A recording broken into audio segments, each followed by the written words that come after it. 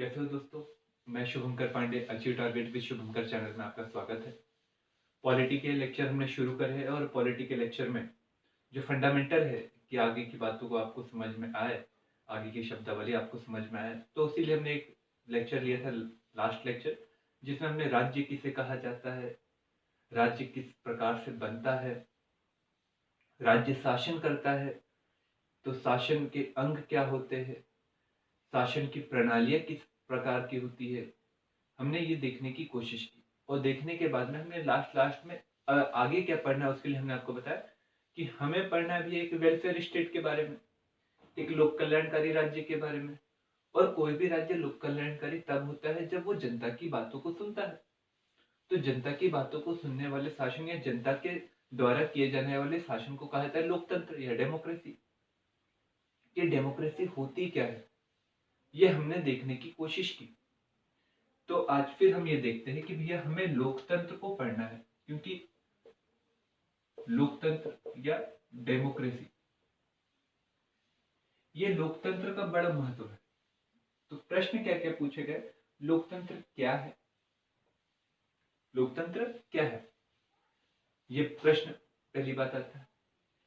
दूसरा, लोकतंत्र के प्रकार अलग अलग प्रकार के होते हैं।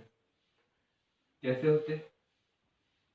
जनता एवं शासन के संबंध के आधार पर, जनता और शासन के बीच में कैसा संबंध है, प्रत्यक्ष या प्रत्यक्ष। दूसरा, विचारधारा के आधार पर। और तीसरा आता है बेटा दलीय व्यवस्था के आधार पर, व्यवस्था के आधार पर। और फिर प्रश्न पूछता है कि भैया लोकतंत्र के समक्ष चुनौती कौन कौन सी है, क्योंकि आपसे हमेशा पूछा जाएगा कि भैया जनता की बातों को नकारने की कैसे कैसे कंडीशन हो सकती है। जैसे कि एक कभी कभार प्रश्न, मतलब जैसे एक प्रश्न पूछा गया था, एक बातें भी उठी थी कि भैया भारत आजाद हुआ और भारत आजाद हो जाने के बाद में ये कहा गया था कि भारत में थोड़े समय के लिए कठोरता पूर्वक शासन किया जाए। कुछ लोगों का विचार था संविधान सभा में। अब कुछ लोगों का ये विचार था तो क्यों था, क्योंकि वो चाहते थे कि कठोरता पूर्वक शासन, तानाशाह पूर्वक शासन करेंगे तो जो ग्रोथ रेट है वो ज्यादा रहेंगी, भूखमरी, गरीबी, अशिक्षा जैसी वस्तु जो है हमारे देश में पनपी पड़ी हुई है 200 सालों से, वो हट जाएगी।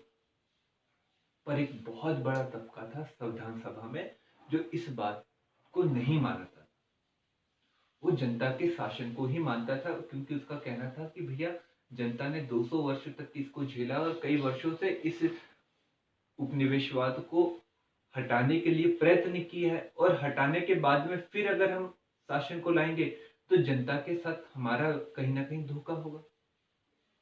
तो भैया हम वहां पर कुछ अन्य चीजों को बताने की कोशिश करेंगे कि ऐसा क्यों कहा गया, यहाँ पर प्रश्न पूछे जाते हैं। तो ऐसे प्रश्नों को डील करने के लिए हमारे पास में चुनौती क्या है वो पता रहेंगी, तो आप जब जैसे जैसे ग्रोथ करते जाओगे सब्जेक्ट के प्रति, तो आपको धीरे धीरे वो चुनौतियों को लिखना भी बन पाएगा। तो चल, लोकतंत्र क्या होता है, तो हमने लोकतंत्र क्या है, तो सबसे पहले लोकतंत्र का विकास। लोकतंत्र क्या है, अब्राहम लिंकन का द्वारा जो परिभाषित, जनता का, जनता से, जनता के द्वारा किए गए शासन को डेमोक्रेसी का है। वो डेमोक्रेसी के बहुत बड़े पक्षधर थे अब्राहम लिंकन साहब, जिन्होंने दास प्रथा की समाप्ति की और उनके द्वारा ही जनता के शासन की बात की। पर ऐसा नहीं है कि अब्राहम लिंकन के द्वारा ही की गई। अब्राहम लिंकन के द्वारा की गई ये बातें 1861 की है, पर 1861 के पहले कई सारी ऐसी घटनाएं हुई जिन्होंने लोकतंत्र को या जनता के शासन को स्थापित करने के लिए कई बार प्रयत्न किए। और कई सारी ऐसी किताबें भी मिलती है जिसमें जनता के शासन की बात की गई। जैसे अगर हम भारत में बात करें तो भारत का अर्थशास्त्र जो है, जो कौटिल्य के द्वारा लिखा गया था, उसमें भी जनता के शासन की बात की गई। राज्य को या राजा को कभी भी जनता के हितों की अवहेलना नहीं की जानी चाहिए। नहीं करना चाहिए। यदि वो करेगा तो स्वाभाविक रूप से जनता असंतुष्ट होंगी और विद्रोह करेंगे और राजा का जो शासन रहेगा वो हट जाएगा। तो कौटिल्य के अर्थशास्त्र में भी लोकतंत्र की बात कही। साथ में विश्व में 1688 की गौरवपूर्ण क्रांति हुई इंग्लैंड में, और इस क्रांति के बाद में लोकतंत्र की कहीं ना कहीं इंग्लैंड में क्या हुई, स्थापना हुई। इसी के बाद में 1776 में स्वतंत्रता समानता की बात हुई अमेरिका में, और अमेरिका आजाद हुआ। अमेरिका आजाद हुआ तो इस आजादी में महत्वपूर्ण भूमिका निभाई अमेरिकी जनता ने। अमेरिकी जनता ने इस आजादी के लिए भरसक प्रयास किया, अपने शरीर को दिया, अपने प्राणों की बलि चढ़ाई। और इसके बाद में वहां पर संविधानवाद आया, संविधानवाद आया, संघीय व्यवस्था आई, और ये सब कहलाता है लोकतंत्र के अंत में आता है। तो भैया लोकतंत्र की शुरुआत हमें दिखाई दे रहा है विकास किस प्रकार से, और उसी के बाद में एक प्रमुख घटना जो विश्व को बहुत अधिक प्रभावित की, फ्रांस की क्रांति जो 1779 के करीब करीब हुई। इसमें स्वतंत्रता, समानता, बंधुत्व की बात की गई, राज्य के शासन को, राजा के शासन की समाप्ति की घोषणा हुई, और लोकतंत्र मतलब जनता के शासन को स्थापित करने की बात हुई। इस प्रकार से लोकतंत्र का क्या हुआ, विकास हुआ। समय समय पर इसके विकास में विभिन्न विचारधाराओं ने अपने अपना योगदान दिया, और हमें दिखाई दिए लोकतंत्र आज भी लोकतंत्र धीरे धीरे विकसित हो रहा है, उसका स्वरूप बदल रहा है, बहुत ज्यादा बड़ा होते जा रहा है। तो अब हम लोकतंत्र के देखते हैं प्रकार। लोकतंत्र के प्रकार सिंपल से प्रकार है, आप समझ जाओगे। जनता और शासन के बीच के संबंध क्या था, और जनता शासन में प्रत्यक्षता भूमिका निभा रही है। कैसी भूमिका निभा रही है, प्रत्यक्षता। तो इस प्रकार के लोकतंत्र को कहा जाता है प्रत्यक्ष लोकतंत्र। कैसा लोकतंत्र, प्रत्यक्ष लोकतंत्र। और जब जनता शासन में अप्रत्यक्ष रूप से भूमिका निभाती है, मतलब जनता के किन्हीं प्रतिनिधि को चुनते हैं, और वो प्रतिनिधि जनता के बिहाफ में जाकर कानून व्यवस्था को संभालते हैं, कानून व्यवस्था में कानून को बनाने की कोशिश करते हैं, तो इसे कहा जाता है अप्रत्यक्ष लोकतंत्र। कौन सा लोकतंत्र कहा जाता है, अप्रत्यक्ष लोकतंत्र। प्रत्यक्ष लोकतंत्र, अप्रत्यक्ष लोकतंत्र दोनों ही लोकतंत्र है, पर लोकतंत्र ये दोनों में अंतर है कि जनता का संबंध कैसा है, सीधे सीधे है या पीछे से है। जहां सीधे सीधे है वहां प्रत्यक्ष, जहां पीछे से वहां अप्रत्यक्ष। तो प्रत्यक्ष लोकतंत्र जो होता है, इस प्रत्यक्ष लोकतंत्र की बात वहीं पर कही जाती है जहां पर जनता क्या रहती है, कम। क्योंकि जनता कम रहेगी तो स्वाभाविक रूप से शासन चलाना आसान हो जाता है। कम विचार रहते, ज्यादा विचार नहीं रहते, और एक जगह पर बैठकर स्वाभाविक रूप से क्या शासन में निर्णय लेना है, क्या निर्णय लेना है, ये जनता खुद अपनी बातों को कहकर क्या कर सकती है, शासन के सामने रख सकती है। और यही कारण है कि भारत जैसे देश में जहां जनसंख्या बहुत ज्यादा है, वहां पर हम प्रत्यक्ष लोकतंत्र की परिकल्पना नहीं कर सकते। और यही कारण है कि आपको एक देश दिखाई देगा नॉर्वे, और एक देश दिखा स्वीडन, ये सब देश जो फिनलैंड, ये छोटी जनसंख्या वाले क्षेत्र, यहाँ पर एक पूरे शहर में 500-600 लोग रहते हैं। हमारे यहाँ तो एक गली में 500-600 लोग रहते हैं, वहां एक शहर में 500-600 लोग रहते हैं। वो शहर के विषय में वो 500-600 लोग एक बैठते हैं, बैठने के बाद में निर्णय लेते हैं। वो जो निर्णय रहते हैं वो शासन के बारे में कानून भी बनाते हैं। अगर किसी सब्जेक्ट पर अगर निर्णय नहीं हो पा रहा है तो जन्म संग्रह करते हैं, और अगर उनके लगता है कि भैया हमारे द्वारा चुना हुआ प्रतिनिधि ठीक से काम नहीं कर रहा है तो उसको बुला भी लेते हैं। तो प्रत्यक्ष लोकतंत्र 3 बिंदुओं पर भी काम करता है। एक रहता है पहल। पहल का मतलब अगर शासन किसी पर कानून बनाना चाहता है तो जनता खुद उसका बारे में ड्राफ्ट बना देगी कि भैया हमारे यहाँ पर ऐसी ऐसी चीजें होनी चाहिए, तो उसे कहते हैं पहल। ये प्रत्यक्ष लोकतंत्र के लोग करते। दूसरी बात आती है, अगर किसी मुद्दे के ऊपर बात नहीं बन पा रही है तो उस समय में उस मुद्दे को जनता के सामने रखना और जनमत संग्रह करवाना। तो जनमत संग्रह जैसे ब्रिटेन में किया गया था। ब्रिटेन अभी यूरोपीय संघ से क्या हुआ, अलग हुआ, और ब्रिटेन में 2 पार्टी, कंजर्वेटिव और लेबर पार्टी, 2 पार्टी है। ये दोनों पार्टियों के बीच में मतभेद था कि यूरोपीय यूनियन से बाहर निकलना चाहिए कि नहीं निकलना चाहिए। और आप सबको पता है कि यूरोप में जो इंग्लैंड है उसकी पॉपुलेशन बहुत अधिक ज्यादा नहीं है, पर मतभेद बहुत ज्यादा था, और मतभेद बहुत ज्यादा संसद में भी था। तो स्वाभाविक रूप से संसद में मतभेद ज्यादा होने के कारण संसद ने यह निर्णय लिया कि भैया जो जनता बोलेंगी हम उसी बातों को मानेंगे। तो जनता ने कहा कि भैया ब्रिटेन को यूरोपीय यूनियन से अलग होना चाहिए। तो वो कैसे हुआ? जनमत संग्रह के माध्यम से मतदान हुए। मतदान में बोला गया कि हाँ, कौन यूरोप से अलग होना चाहता है, कौन यूरोप से अलग नहीं होना चाहता है, ये बात। तीसरा जो प्रत्यक्ष लोकतंत्र का जो हथियार होता है वो रहता है बेटा रिकॉल। रिकॉल का मतलब होता है वापस बुलाना। वापस बुलाने का मतलब है कि जब कोई प्रतिनिधि ठीक से काम नहीं करता है या फिर भ्रष्टाचार करता है या अपने वादों पर खरा नहीं उतरता है तो उसे क्या करना? वापस बुलाना। ये वापस बुलाना कहीं ना कहीं लोकतंत्र की एक मजबूत पकड़, कि कोई भी व्यक्ति जो शासन में बैठा हो निरंकुश ना हो, उसे पक्का पता हो कि भैया यदि मैं गाइडलाइन से हटकर या शासन की मुख्य विधि से हटकर कार्य करूंगा तो जनता मुझे देखेंगी और देखने के बाद में वापस बुला लेंगी। तो मतलब लगातार सतर्कता बनी रहती है, तो स्वाभाविक रूप से लोकतंत्र बना हुआ रहता है। यह है हमारे जनता और शासन के बीच में संबंध के आधार पर लोकतंत्र। कितने आधार पर है? प्रत्यक्ष और अप्रत्यक्ष। यहां तक की कोई दिक्कत है? मुझे लग रहा है कि मैं समझा पा रहा हूं। हाँ, दूसरी बात एक और चीज, किताब कॉपी को आप अपने हाथ में लेकर बैठा करिए। लेक्चर तब आपको समझ में भी आएंगे और आप बहुत सारी बातों को नोट डाउन कर लो। जब नोट डाउन कर लोगे तो स्वाभाविक रूप से नोट डाउन करी हुई बातें सुननी हुई बातें से ज्यादा इफेक्टफुल रहती है और ज्यादा माइंड में बैठती है। तो आप उसको ध्यान में रखें। विचारधारा के आधार पर बेटा दो प्रकार का हमें लोकतंत्र दिखाई देता है। एक उदार लोकतंत्र और एक लोकतंत्र रहता है समाजवादी लोकतंत्र। समाजवादी लोकतंत्र। उदार लोकतंत्र का जो अर्थ है, उदार में राज्य जो रहता है और जो जनता रहती है, इसके बीच में संबंध जो रहते हैं वो प्रत्यक्ष भी हो सकते हैं, अप्रत्यक्ष भी हो सकते हैं। पर राज्य की भूमिका ये रहती है कि राज्य जनता को अपने विचारों को प्रस्तुत करने की अनुमति देता है, विविधता लाने की कोशिश करता है वो। और यही बात उदार लोकतंत्र में है। अपने जो विचार है वो सामने प्रस्तुत करना, जो बातें हैं वो करने की आजादी देना, जैसे कि इंग्लैंड में है, जैसे अमेरिका में है।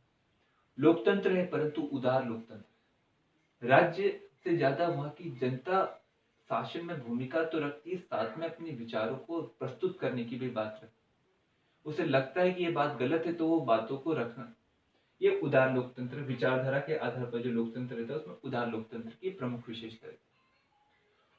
समाजवादी लोकतंत्र थोड़ा सा उदार लोकतंत्र से अलग है, क्योंकि समाजवादी लोकतंत्र कहता है कि भैया समाजवादी लोकतंत्र में राज्य की भूमिका बढ़ती है और राज्य को शासन करना है, परंतु शासन के दौरान राज्य को यह बात ध्यान में रखना है कि भैया मुझे जनता के हितों की हमेशा बातें करना है और जनता के हितों के लिए ही कार्य करना है। और जनता के हितों के लिए कार्य करने के लिए मैं जनता के साथ मिलकर उनके हितों के लिए कार्य करूंगा। और यही बात के समर्थक थे हमारे पहले प्रधानमंत्री स्वर्गीय श्री जवाहरलाल नेहरू साहब। उन्होंने लोकतंत्र की बात तो कही, उन्होंने समाजवाद की भी बात कही, पर उन्होंने कहा लोकतांत्रिक समाजवाद। और इस बात को हमारे देश की संविधान की प्रस्तावना में भी रखा गया। हमारे यहाँ पर समाजवाद है। समाजवाद शब्द भले ही 42वें संविधान संशोधन के तहत इंदिरा गांधी ने 1976 में जोड़ा, पर हमारे यहाँ पर समाजवाद और लोकतांत्रिक समाजवाद जवाहरलाल नेहरू के समय से थे। और जवाहरलाल नेहरू ने तो भारत की आजादी के पहले ही 1938 के करीब करीब जब सुभाष चंद्र बोस कांग्रेस के अध्यक्ष थे उस समय में ही कह दिया था कि भारत आजाद होगा तो उसके बाद में हम ना तो उदारवाद की तरफ जाएंगे ना ही समाजवाद की तरफ जाएंगे, बल्कि हम तो उदारवाद के कुछ अच्छे बिंदु और समाजवाद के कुछ अच्छे बिंदु को लेकर एक मिश्रित अर्थव्यवस्था के रूप में चलाने की कोशिश करेंगे और भारत को आगे बढ़ाने की कोशिश करेंगे। तो हमारे देश के संविधान की प्रमुख विशेषता है कि हमारा जो देश है वो समाजवादी भी है और लोकतांत्रिक भी है, दोनों का समन्वय है। तो भैया यहाँ पर राज्य की भूमिका भी रहती है जनता की, यहाँ पर जनता की प्रमुख रूप से भूमिका रहती है। दलीय व्यवस्था के आधार पर लोकतंत्र, दलीय व्यवस्था के आधार पर लोकतंत्र का मतलब ये, मैं यहां से मिटा देता हूं थोड़ा सा। दलीय व्यवस्था के आधार पर, आपको चाइना दिखता होगा बेटा, आप कभी अमेरिका गए हो क्या? नहीं गए, चलो 2-4 दिन में आपको लेकर जाएंगे। दलीय व्यवस्था के आधार पर लोकतंत्र, तो आपने चाइना गए होंगे, चाइना में केवल एक पार्टी है, ठीक है। अमेरिका में 2, भारत में कई सारे, जिसकी इच्छा होता है वो बना लेता है। तो लोकतंत्र भी 3 प्रकार का होता है दलीय आधार पर, एक दलीय, 2 दलीय और बहुदलीय। एक दलीय संविधान में लिखा रहता है और एक ही पार्टी के सदस्य चुनते, पार्टी के अंदर चुनाव होगा और पार्टी के अंदर चुनाव होने के बाद में जो जीत कर आएगा वही राज्य का क्या बन जाएगा, प्रमुख। जैसे चाइना में होता है, चाइना में एक ही पार्टी, सोशलिस्ट पार्टी, और इस सोशलिस्ट पार्टी के अंदर ही चुनाव होते हैं। अगर किसी व्यक्ति को अगर चुनाव लड़ना है तो सोशलिस्ट पार्टी का सदस्य बनेगा और बनने के बाद में वो दूसरे प्रत्याशी को जो सोशलिस्ट पार्टी का ही है उसको हराएगा और हराने के बाद में प्रमुख बनेगा। अमेरिका में 2 पार्टी है, डेमोक्रेटिक और रिपब्लिक, 2 ही पार्टी है। और 2 पार्टी का देने का उद्देश्य भी है कि भैया स्वाभाविक रूप से जो शासन होता है फिर वो स्थिर बनता है। कैसा बनता है? स्थिर। स्वाभाविक रूप से एक पार्टी अगर 51% वोट प्राप्त करती है तो दूसरी पार्टी 49% वोट प्राप्त करेंगी, तो मतलब बहुमत किसका हुआ? एक पार्टी का हुआ। तो मतलब आगे के जो वर्ष रहेंगे शासन के, उस शासन के वर्ष जीती हुई पार्टी के लिए स्थिर रहेंगे, तो मतलब वो एक बड़ी योजना बना पाएंगे और उस बड़ी योजना पर कार्य भी कर पाएंगे। तो जब शासन स्थिर होगा तो स्वाभाविक रूप से उस स्थिर शासन का प्रभाव देश के विकास पर पड़ेगा। और यही कारण रहा कि अमेरिका ने अपने यहाँ पर 2 दलीय व्यवस्था को ही अपनाया। अब ऐसा इंग्लैंड में भी हो गया, वहां पर भी लेबर और कंजर्वेटिव पार्टी, 2 ही पार्टी बारी बारी से जीत कर आती है और वही शासन करती है। तो यहाँ पर हमें दिखाई देता है 2 दलों के द्वारा क्या चुनाव लड़ा जाता है और उसी में होता है कौन प्रमुख बनेगा, कौन प्रमुख नहीं बनेगा। बहुदलीय का मतलब होता है कई सारे दल रहते हैं इसके अंतर्गत और कई सारे दल मिलकर चुनाव लड़ते हैं और चुनाव लड़ने के बाद में अपनी अपनी विचारधारा का प्रतिनिधित्व करते हैं। जैसे कि भारत में राष्ट्रीय पार्टी बोलेंगे तो 8 हो गई है राष्ट्रीय पार्टी, क्षेत्रीय पार्टी भी कई सारी है और बिना लिस्टेड, मतलब अभी लिस्टेड है ही नहीं, वो भी कई सारे पार्टी। अब ये भारत में क्यों दिया गया? पहली बात तो ये क्यों, तो हर चीज का कुछ बहुत सारी बातें हमारे अंबेडकर साहब ने संविधान सभा में बताई है कि हम बहुदलीय व्यवस्था को क्यों अपना रहे, हमने द्विदलीय को क्यों नहीं अपनाया, हमने एक दलीय को क्यों नहीं अपनाया। तो उन्होंने कहा कि भारत विविधता में एकता वाला देश है। अब विविधता में एकता वाला देश है तो स्वाभाविक रूप से पूरी देश में हर 2 कोस पर भाषा बदलती है, पहनावा बदलता है, संस्कृति बदलती है। तो यदि एक ही दल को रखेंगे तो स्वाभाविक रूप से जो जो विविधता है वो कहीं ना कहीं समाप्त हो जाएंगी। हम ये चाहते ही नहीं कि हमारी विविधता समाप्त हो, क्योंकि यही हमारे लिए पूर्व की देन है। तो इसलिए भैया हम इस पूर्व की देन को ध्यान में रखकर हम ये चाहते हैं कि भैया हमारे यहाँ पर हर प्रकार के दल हो। तो आप देखिए, आपको दक्षिण में अलग दल दिखे देंगे, उनका उद्देश्य अलग, मध्य भारत में अलग, उत्तर भारत में अलग, पूर्व भारत में अलग, उत्तर पूर्व भारत में अलग। ये हमने बात रखी। दूसरी बात, हमारे यहाँ भाषा का बड़ा महत्व है, भाषा के प्रति बहुत अधिक लगाव है। तो भाषा, संस्कृति, ये सब कहीं ना कहीं मायने रखते हुए हमारे यहाँ पर बहुदलीय व्यवस्था को अपनाए। अब ये बहुदलीय व्यवस्था में कौन राष्ट्रीय दल है, कौन राज्य दल है, कौन क्षेत्रीय दल है, ये सब का निर्णय रहता है वो चुनाव आयोग के द्वारा कुछ पैरामीटर को क्रॉस करने के बाद में किया जाता है। अब वो पैरामीटर क्या है, हम भाग नंबर 15 में पढ़ने की कोशिश करेंगे। चुनाव आयोग के कुछ कार्य पढ़ने की कोशिश करें तो वहां पर बातों को हम समझने की कोशिश करेंगे। तो यहाँ पर हो गए हमारे लोकतंत्र में लोकतंत्र के प्रकार। पर अभी क्या हो रहा है, लोकतंत्र के समक्ष चुनौतियां आते जा रही, और ये लोकतंत्र के समक्ष चुनौतियां कई समय से है, और इस चुनौतियों को पार पाना बहुत अधिक जरूरी है, तभी जनता के शासन को हम स्थापित कर पाएंगे। आप कभी कभार सुनते होंगे सद्दाम हुसैन का नाम, कभी कभार लीबिया के शासक का नाम सुनते होंगे, जहां पर राजतंत्र था। और कई सारे ऐसे देश है जो फ्रांस, ब्रिटेन के उपनिवेश रहे, और फिर धीरे से वहां पर सैन्य शासन आ गया। कई बार आप देखते हुए कि एक करिश्माई नेता उभर कर आता है, और करिश्माई नेता इतना ज्यादा ताकतवर बन जाता है तो आगे जाकर वो कहीं ना कहीं तानाशाही पूर्वक शासन शुरू कर देता है। कई बार ऐसा होता है कि विदेशी संस्थाएं जो रहती है, विदेशी देश जो रहते हैं, वो सामने वाले देश पर दबाव डालते हैं और वहां के लोकतंत्र को हिलाने की कोशिश करते हैं। ऐसे कई सारी घटनाएं हुई है, और यहीं से प्रश्न उठता है कि लोकतंत्र के सामने चुनौतियां क्या है। तो अगला टॉपिक है लोकतंत्र के समक्ष चुनौती। और लोकतंत्र के समक्ष जो चुनौती है, वो चुनौती कई सारी है। पहली चुनौती है कि आपने चाइना को भी अगर देखा होगा तो चाइना के ऊपर प्रश्न ये उठता है कि चाइना ने कई सारे देशों को, क्योंकि एक संस्था है जिसका नाम है FATF, financial action task force, 1989 में इसकी स्थापना की गई, और इसका उद्देश्य मनी लॉन्ड्रिंग को रोकना या अवैध पैसे को किसी देश में जाने से रोकना, उन सभी पैसों को रोकना जिसका ट्रांजैक्शन एक अच्छी चैन से नहीं हुआ है, अर्थात ये ब्लैक मनी है। चाइना जो है कई सारे देशों को ऋण बांट रहा है, और ऋण बांट रहा है उसकी दर के विषय में ना तो वो डिस्क्लोज करता है बातों को, और इसके कारण कई सारे देश ऋण लेते हैं, जैसे श्रीलंका ने ऋण लेकर रखा है, जैसे पाकिस्तान ने ऋण लेकर रखा है, अभी शायद नेपाल ने भी लेकर रखा होगा, तभी बहुत ज्यादा फुलफुल हो रहा है। बांग्लादेश, म्यांमार, ऐसे कई सारे देशों को ऋण देकर रखा है। अब ये ऋण देने के बाद में जब ये देश, और स्वाभाविक रूप से आप श्रीलंका की बात करेंगे तो वहां पर प्रोडक्शन उतना ज्यादा नहीं है, पर ऋण बहुत ज्यादा है, तो ऋण को चुकाने की भी उनमें हैसियत नहीं है, तो क्या हुआ, उनको हम्बन टोटा बंदरगाह क्या करना पड़ा, चाइना को कई सारे वर्षों के लिए, लगभग 100 वर्षों के लिए क्या देना पड़ा, लीज पर देना पड़ा, बेचना पड़ा। तो कई सारे देश क्या कर रहे हैं आजकल, कम कीमत पर ऋण देकर, कम ब्याज पर ऋण देकर उस देश की अर्थव्यवस्था को, उस देश के शासन को बदलने की कोशिश करते हैं। तो शासन के सामने, लोकतंत्र के सामने सबसे पहली चुनौती यह है कि अंतरराष्ट्रीय दबाव, खासकर जो जंबो देश रहते हैं, जैसे अमेरिका ने भी दबाया है कई सारे देश, वैसे ही इस पर चल रहा है चाइना। तो अंतरराष्ट्रीय या जंबो देशों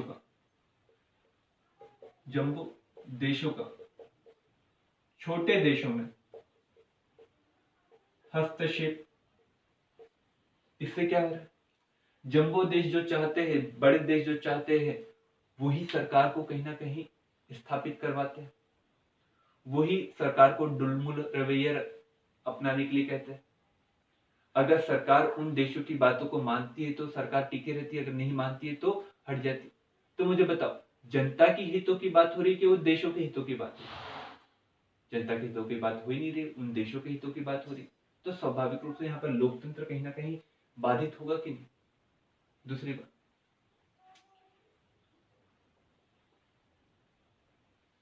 जितने भी देश नवीन पैदा हुए, जैसे भारत के साथ में कई सारे देश पैदा हुए, ये भारत के साथ में पाकिस्तान पैदा हुआ, वियतनाम पैदा हुआ, म्यांमार पैदा हुआ। भारत ही एक ऐसा देश है जहां पर बेटा हमें क्या नहीं दिखाई देता है, सैन्य शासन, पर प्राय देशों में लोकतंत्र आया, और लोकतंत्र आने के बाद में कुछ ही वर्षों के बाद में वहां पर सैन्य शासन लग गया। अब आपको पता है मिलिट्री शासन अर्थात सैन्य शासन जनता के हितों की बात नहीं करता है, वो अनुशासन की बात करता है, और अनुशासन के माध्यम से ही वो कई बार मानव अधिकारों को तोड़ने की, मानव अधिकार को कम करने की कोशिश करता है। और मानव अधिकार को कम किया जा रहा है मतलब लोकतंत्र को किया जा रहा है कम, मतलब नवीन उपनिवेश जो रहते, जो स्वतंत्र हुए रहते हैं, नवीन राज्य के रूप में बदल कर आते हैं, वे जब अपनी आकांक्षाओं पर खरे नहीं उतर पाते तो वहां पर सैन्य शासन आ जाता है, जो भी कहीं ना कहीं लोकतंत्र के कम होने का, लोकतंत्र के हनन करने का क्या बना, शासन कारण बना। जैसे आपको एक देश दिखाई देगा जिसका नाम इराक, सीरिया, लीबिया, ये एशिया के पश्चिमी देश, जहां पर पहले लोकतंत्र था, फिर धीरे धीरे क्या आ गया, वहां पर सैन्य शासन आ गया। पाकिस्तान लंबे समय तक के वो सैन्य शासन को ही लेकर चला। म्यांमार अभी जाकर कुछ वर्षों पूर्व वहां पर से सैन्य शासन हटा। तो आपको समझ में आ रहा है कि जहां पर लोकतंत्र नहीं होता है वहां पर बहुत बेकार चीजें होती है, और ये कहीं ना कहीं लोकतंत्र को कहीं ना कहीं इफेक्ट करती है। करिश्माई नेता, करिश्माई नेता का मतलब एक नेता रहता है जिसमें जिसकी जनता में बहुत अधिक पैठ रहती है, जो वो बोलेगा वही कानून, अब जो वो बोलेगा वही कानून हो जाएगा, तो स्वाभाविक रूप से वो कभी कभार गलत भी बोल जाएगा, कभी कभार स्वार्थ में आकर उन बातों को बोल देगा जिससे उसका स्वार्थ तो पूरा होता है परंतु जनता के हितों को कहीं ना कहीं ठोकर लगती है। जैसे फ्रांस की क्रांति के समय में रोबेस्पियर ने किया था सामान्य इच्छा का कानून, सामान्य इच्छा का, सामान्य इच्छा का, सामान्य इच्छा का, और धीरे धीरे उसकी खुद की इच्छा सामान्य इच्छा होने लगी। और जब लोगों को समझ में आया तो उस व्यक्ति को मार दिया गया। पर भी जब तक के वो अपनी इच्छा के बल पर सामान्य इच्छा कहते रहा तो कहीं ना कहीं जनता के हितों की क्या हुई, अवहेलना हुई। ये करिश्माई नेता भी कहीं ना कहीं लोकतंत्र को प्रभावित कर जाता है। तो हमें लोकतंत्र के सामने चुनौतियां कई दिखाई देती है। IMF, WB जैसी जो संस्था रहती है वो भी लोकतंत्र को प्रभावित करती है, वो भी अपने हिसाब से वहां पर शासन करने के लिए मजबूर करती है कि भैया आप इस प्रकार से शासन करिए। जैसे भारत को 1991 के बाद में कहा कि आप समाजवाद को छोड़िए, उदारवाद को अपनाइए, और आप कितने रिफॉर्म कर रहे हैं उस रिफॉर्म को आप बताइए और करके बताइए, तब जाके हम आपको पैसा देंगे। तो मतलब ये हमारे शासन को कहीं ना कहीं इफेक्ट कर रहे हैं क्या नहीं, हमारे लोकतंत्र को कहीं ना कहीं इफेक्ट कर रहे हैं क्या नहीं। तो मतलब ये भी बातें कहीं ना कहीं आती कि विश्व की जो संस्थाएं रहती है वो भी लोकतंत्र के सामने कई बार चुनौतियां प्रस्तुत करती है। तो ये हमारे सामने में कुछ लोग चैप्टर थे। अब अगले चैप्टर में हम विश्व के देशों के जितने संविधान रहे या फिर जिन देशों के संविधान को भारत ने लेने की कोशिश की, उन देशों के संविधान के बारे में पढ़ने की कोशिश करेंगे, और पढ़ने की कोशिश करने के बाद आगे समझने की कोशिश करेंगे। पर उसके पहले दो प्रश्न लिख लीजिए। लोकतंत्र जनता और शासन के आधार पर कितने प्रकार का होता है, संबंध क्या था। दूसरा, लोकतंत्र दलीय आधार पर कितने प्रकार का होता है। ये दो प्रश्नों को लिखिए, और उसके बाद में इन दोनों प्रश्नों को आप जो दलीय आधार पर रखेंगे उसका एक एक एग्जाम्पल मेरे सामने रखकर बताइए। यदि आपको वीडियो अच्छा लगा हो तो जरूर से लाइक करिए और बहुत अधिक शेयर करिए, और शेयर करने के बाद उन व्यक्तियों तक के वीडियो जरूर पहुंचाइए जिन्होंने लॉकडाउन में तैयारी को छोड़ दी, ताकि आगे लॉकडाउन जब बढ़े तो वो इन लेक्चरों को देख सके। पहले भी लेक्चर हमारे 100 के करीब करीब लेक्चर अपलोड हो चुके हैं वेरियस सब्जेक्ट के। आप उन लेक्चरों को भी पढ़ के अपने सब्जेक्ट को अच्छा बना सकते हैं। Thank you.